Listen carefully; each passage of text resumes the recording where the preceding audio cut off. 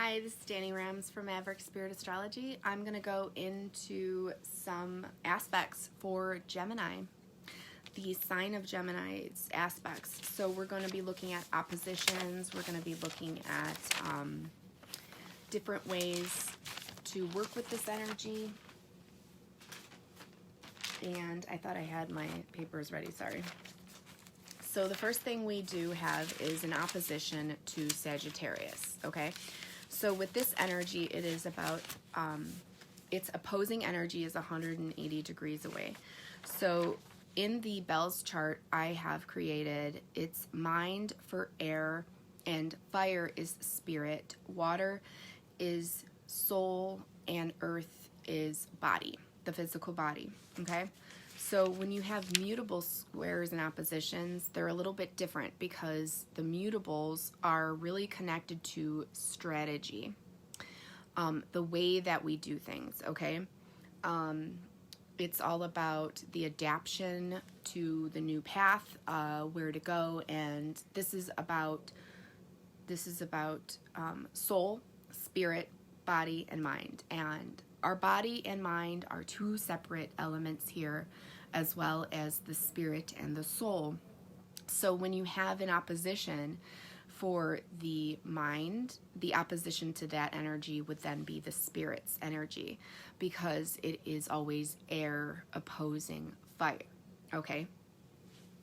So the mutable square here would be 90 degrees to Pisces and Virgo, which has to do with the body's strategy and the soul's strategy, okay?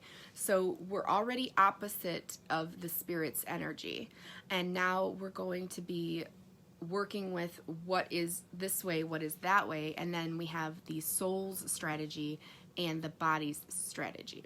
So this is now we're on the mutable axis line, where we understand that we are here in this mind strategy, and we are taking care of the mind strategy aspects today, okay? So this is what kind of energy we're working with. The body is always, so with feminine energy, you have water always oppositions to earth. So you always have the soul opposing the body. You're always going to have spirit, fire, opposing the mind, air, okay? And this is masculine and feminine energies on either side. So the soul body is feminine, the spirit mind is masculine. And then the mind is always going to go with, when we do the squares, it's going to get a little bit more hectic to describe, but I hope you could understand this energy reading of aspects. So when you're going into a Gemini mind and you're already opposing spirit, and you're already like squaring off at the soul and squaring off at the physical body that we have, you are now in, again, that mind strategy, almost like that alignment that is needed, because the magician's here, Mercury's here with Gemini, okay? The third house is here even with the communication and that student mindset, okay? And then what you're opposing again is the spirit's strategy. The way that the spirit works is opposing you. The way that the soul is working and the way that the body is working, again, these are a teeter-totter of your alignments, okay? It's immutable, again, is about the strategy, and squares are about teeter-totters. Like, it's a decision that needs to be made within your path. And then also, I'll talk about the trine here. The elemental trine is with Libra and Aquarius. Libra is the mind's direction. It's a cardinal sign, and the fixed sign Aquarius is an air, fixed air, and that is the mind stamina. So it is in likeness with the mind's direction, mind strategy, and mind stamina. Okay, so then that is the whole element of the mind. It has a direction, it has stamina, and it has the strategy. Okay. The next thing that we're going to go over is the quincunxes. Now, the quincunx is, or actually, let me go over sextiles really quick too, because that's really important. Who's working with you? So, Gemini, who is working with you? We have the Aries and Leo. So, sextile is going to be 60 degrees away, and it is usually within the trine of the opposition. Okay, so because of this energy, you're going to be understanding the spirit's direction and stamina, but you may not know the strategy. Okay, so you do know where spirit is coming from and where they're going to. You do know what they're currently doing, but you don't know how they're doing it. Okay, I hope this is really helping. So Aries and Leo are sextiling Gemini. All right. The quincunxes mean that we cannot see the energy or understand the energy. It would be like you holding out your arms. I can see my opposition, but I cannot see what my opposition's energies are like. And that's where the quincunxes come in to Capricorn and Scorpio energies. So the body's direction is not seen with the mind's strategy, and the soul's stamina is not seen with the mind's strategy. Okay, so this is where we have the physical body and where it is aging. The mind's strategy doesn't age, and the soul's stamina, which is kind of like that will and of endurance, almost like that just comes from within our soul, right?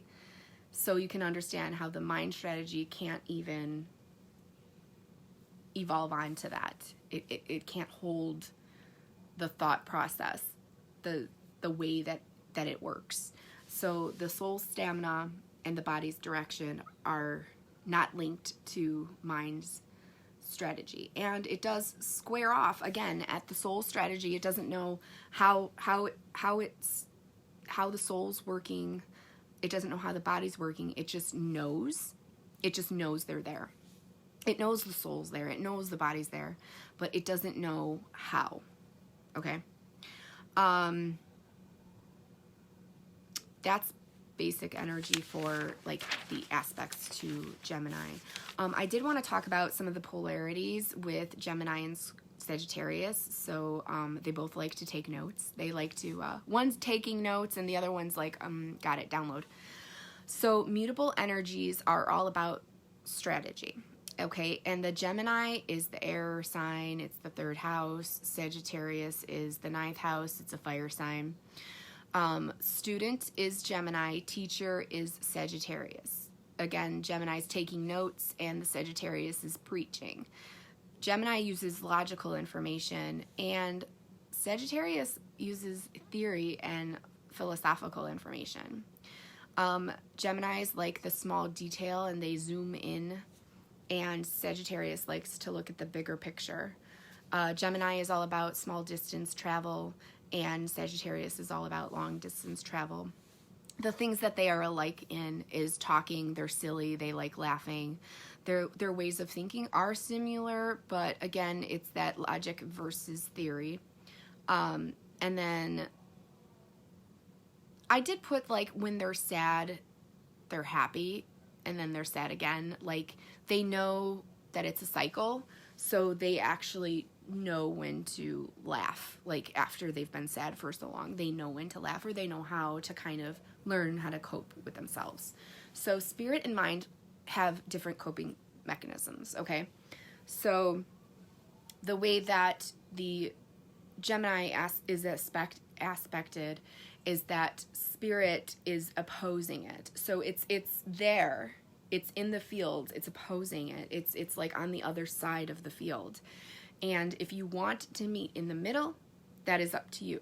If you want to just play your own field, then you play your own field. If you want to play the whole field, this is letting energy out, into unmanageable water, okay? You're just letting it go. And because of that self-control and control that Gemini kind of really actually seeks and needs with that logical thinking process, and then that causes the anxiety of the unknown, because it's not that they don't want the experience. They're very adventurous people. It's just that they really just want the total alignment. And sometimes that means that they can just like pick something up and just, you know, throw it away. But like instead of taking it in as the full alignment, they're trying to do without. So make sure that you're not doing without. You are completely aligned, you know. It is really easy to trick your own selves too, which is a good and a bad, right? The Magician just keeps coming up and up and up and up, and it's all about alchemy. It's about healing. It's about alignments, partnerships. It's about do I stay, do I go, logical thinking. I'm really happy with Gemini season, and Sun in Geminis, Moon in Geminis. I'm kind of like I don't know. It's not horrible. It's my opposition, Moon. So the Moon in Gemini, to me, I feel like we don't have the same reason for being mad or sad or whatever. It's just like we feel it, but we need to understand each other's perspective, I guess. So that's just my chart. All right. So I hope you're really enjoying these. Gemini season is coming to an end on June 20th, and then Mercury in retrograde is going on until the 22nd, and then there's a big shadow after that. So just remember, during these times, Mercury is picking up, but it's just, right now, it's kind of reminiscing us, and it's kind of creating like, it's kind of breaking down old ways of doing things. So, all right, I hope you guys like these videos. So